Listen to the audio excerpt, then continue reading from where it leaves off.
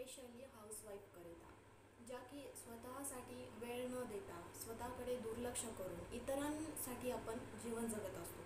आणि यामध्ये काय होतं की कुठेतरी आपलं स्वतः आपण मागे पडत जातो. मग यावेळेस स्वतःलाही इम्प्रूव्ह करणं गरजेचं आहे, स्वतःलाही अपडेटेड ठेवणं गरजेचं आहे.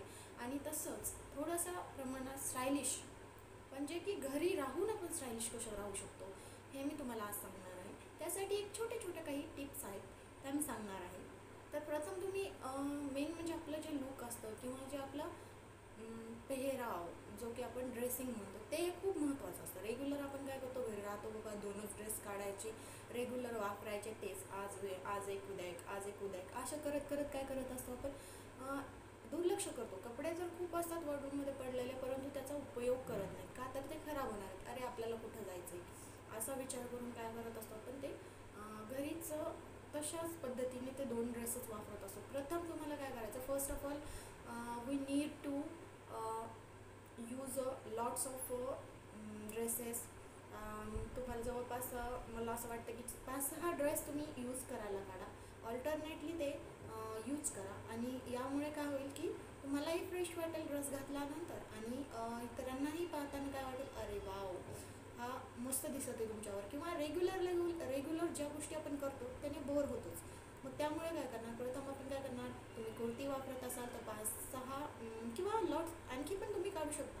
त्यामध्ये वेगवेगळ्या कुर्तीज वापरा, ए लाईन कुर्तीज, शरारा टाईप कुर्ती, अशा लाईट वेट कॉटनी, तुम्हाला जसं कम्फर्टेबल जे क्लॉथ वाटेल त्यानुसार तुम्ही तो वेअर करू शकता. मग तर हे झालं कुर्तीच्या बाबतीत. कुर्ती आपण नवीन नवीन तर वापरू शकत नाही, कारण रेग्युलर कसं होतं की यूज करून ते टिकत नाही, आणि फॅन्सी ड्रेस तर आपण रोज घालू शकत नाही. मग कॉटन, रियॉन, मिक्स कॉटन, अशा वेगवेगळे ड्रेसेस असतात ते की जे की आपल्याला रेग्युलर वापरामध्ये येतात. मग आता हे झाल्यानंतर आपण त्या कुर्तीज वापरायच्या.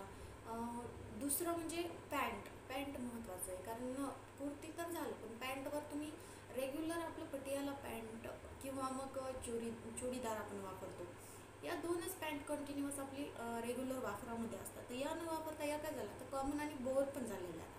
काही जणांना आवडत असेल ते वेगळा प्रश्न झाला, पण मोस्ट ऑफ टाईम या खूप आउटडेटेड झालेल्या आहेत.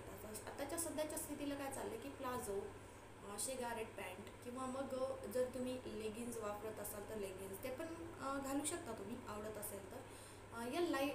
या लाईट कलरमध्ये अशा वेगवेगळ्या पॅन्ट्स तुमच्याकडे असायलाच हव्या. मग त्या वेअर करा तुम्ही. सतत पटियाला घालणार, शिवलेला स्टिच करून जे ड्रेसेस घेतो आपण, त्यामध्ये काहीतरी नवीन क्रिएट करा. स्लीव्ज जर कुर्तीच्या शिवल्या तुम्ही स्टिच करत असाल तर काहीतरी फ्रिल टाका त्यामध्ये. किंवा मग आणखी त्यामध्ये काय करता येईल, कटवर्क असतं, इथे असं मोती वगैरे असे कटिंगचे डिझाईन्स असतात, या क्रिएट करा. रेग्युलर लुकमध्येही या खूप सुंदर दिसतात, आणि जे की आपल्याला रेग्युलरली वापरता येतात. मग हे झाल्यानंतर तुम्ही ओढणी, महत्त्वाचं काय असतं ते दुपट्टा. कोणी आलं की आपण काय करतो, हे बाबा घेतला असला दुपट्टा आणि निघाले. या लुकमध्ये बघा तुम्ही असा दुपट्टा घेतला तर याने काय होतं, तुमचा कुर्ती तर पूर्ण दिसतच नाही, आणि त्यामुळे काय होतं, दिसली तरी त्याचा जो लुक आहे या असल्या दुपट्ट्याने काय होतं, जातो. मग तुम्ही तशा पद्धतीने नाही तर असा तुम्ही आल्यानंतर अशा पद्धतीने वन साईड दुपट्टा घेऊ शकता, किंवा मग इथून अशी पिन करू शकता आणि इथे अशी पिन लावून ह्या अशा पद्धतीनेही बेटर लुक इथून क्रिएट होतो. हे झालं दुपट्टा वापरताना काय करा, जे की हेवी पण नसेल तुम्हाला, जो लाईट वेट असेल. नेटचे तर शक्य नाही रेग्युलर वापरसाठी. मग आपण काय करू शकतो, सिफॉनचा दुपट्टा वापरू शकतो, किंवा रेग्युलर त्या ओढणी येतात बघा, ज्या की स्मूथ असतात, अशा एकदम अशा स्मूथ असतात. तर मग नंतरची टिप आहे की तुम्ही नेक्स्ट टाईम शेंदूर, हे महत्त्वाचं आहे. हे की मी लावलेलं आहे नाजूक असं शेंदूर, कुंकू घेतलं आहे जस्ट अशा पद्धतीने लावलेलं आहे. मग तुम्ही काय करू शकता, याला असं खूप मोठं, काही जण काय करतात इथून लावतात इथपर्यंत असं, तसं आता सहसा ते ओल्ड फॅशन झालेलं आहे.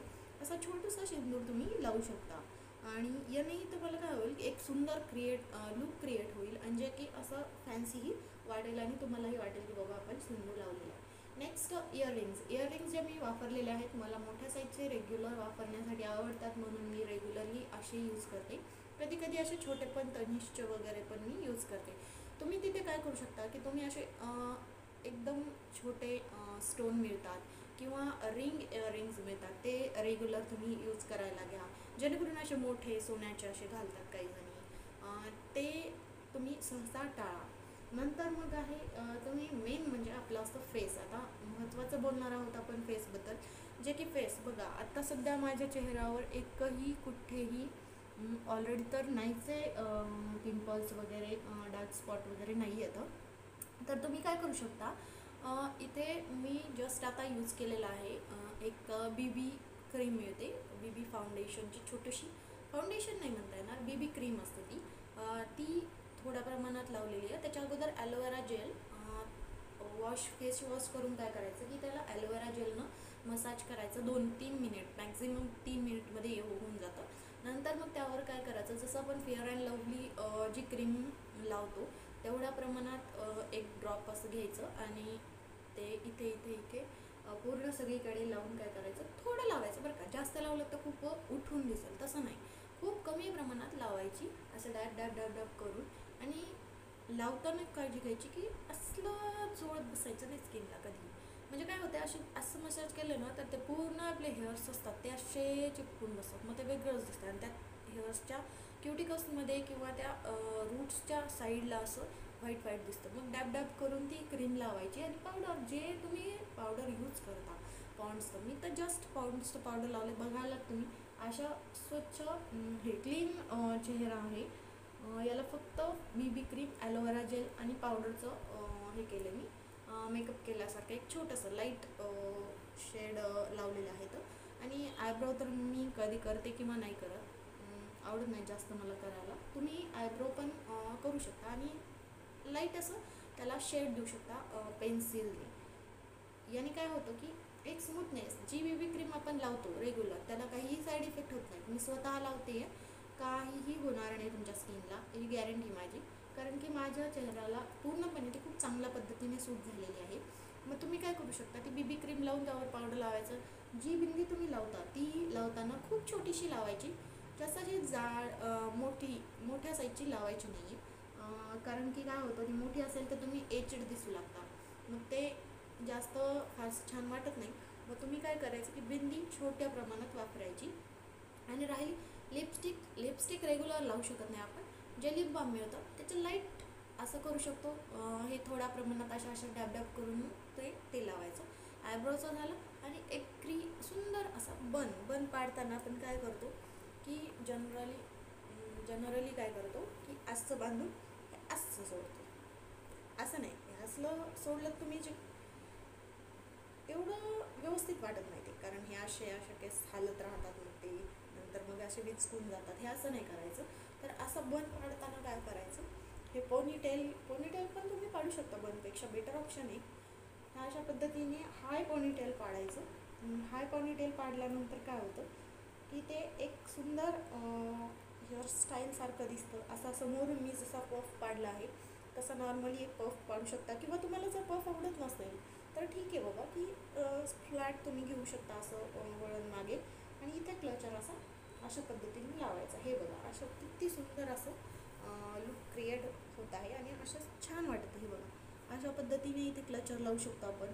थोडंसं समोरच्या साईडने काय करा, थोडंसं पिन किंवा असे राऊंड करून असे पिन लावा केसांना, हे अशा पद्धतीने पिनअप करा. असं नॉर्मली असं फ्लॅट घेऊ नका, कारण की त्यानं काय होतं एवढं व्यवस्थित वाटत नाही ते, आणि फ्लॅट घेतल्याने आपला चेहरा पण कसा असा मोठा वाटतो, हे जे फोरहेड आहे ते मोठं वाटतं. मग थोडंसं असं साईडला काहीतरी हेअरस्टाईल करा. आणि हेअरस्टाईल करताना एक गोष्ट लक्षात घ्यायची, थोड्या प्रमाणात का होईना रेग्युलर केसाला ऑइलिंग करत राहायचं, कारण की दिसण्याच्या नादामध्ये काय होतं केस मग तुटायला लागतात आणि कमजोर व्हायला लागतात, ज्यांना जे आवश्यक गोष्टी न्यूट्रिएंट्स असतात ते मिळत नाही. ह्या अशा पद्धतीने तुम्ही फेसचं झालं, ड्रेसिंग सेन्स तुमचा खूप डिसेंट कलर वापरा. डार्क कलर रेग्युलरली शक्यतो वापरूच नका, कारण की एवढं काही व्यवस्थित छान वाटत नाही. आणि राहिला प्रश्न मंगळसूत्र, काही जण काय करतात मण्यांची पोत घालतात किंवा असं खूप लॉंग आणि असं जाड पट्ट्यावालं तसलं रेग्युलर ऑफरमध्ये करतात, पण तसं नका करू. हे बघा मी हे अशा बेंटेक्सचंच आहे, मी सोन्याचं सहसा घालत नाही, मला नाही आवडत ते.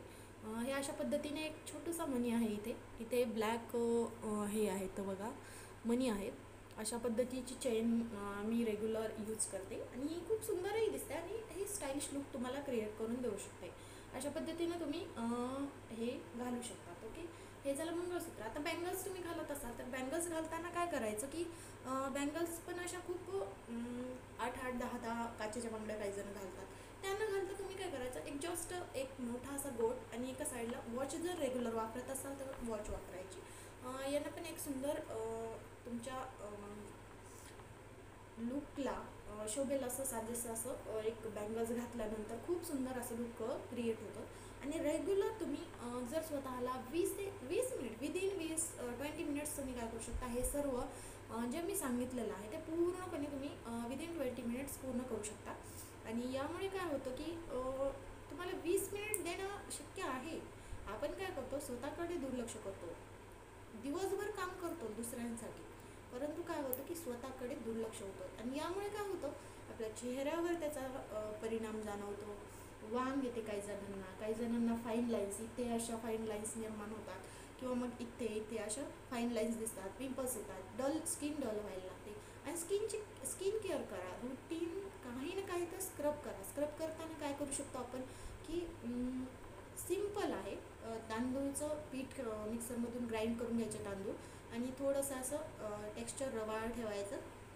त्यामध्ये 2-3 ड्रॉप मध टाकायचा आणि हळद टाकायची. हळद आणि ते जे गव्हाचं पीठ आहे ते काय करू शकतात, तांदूळचं पीठ आहे ते तुम्ही काय करू शकतात, एका डब्यामध्ये बाथरूममध्येच ठेवायचं. ते जेव्हा तुम्ही आंघोळ कराल त्या साबणच्या याच्यामध्ये घ्यायचं आणि असं करायचं, जेणेकरून काय होतं, डेड स्किन तर निघून जाते आणि खूप चांगल्या पद्धतीने तुमचा स्किन खूप स्मूथ लागेल. तुम्हाला करून बघा तुम्ही हे. आणि असं जर रेग्युलर तर होत नाही, पण एक दिवस आड आपण हे वापरू शकतो.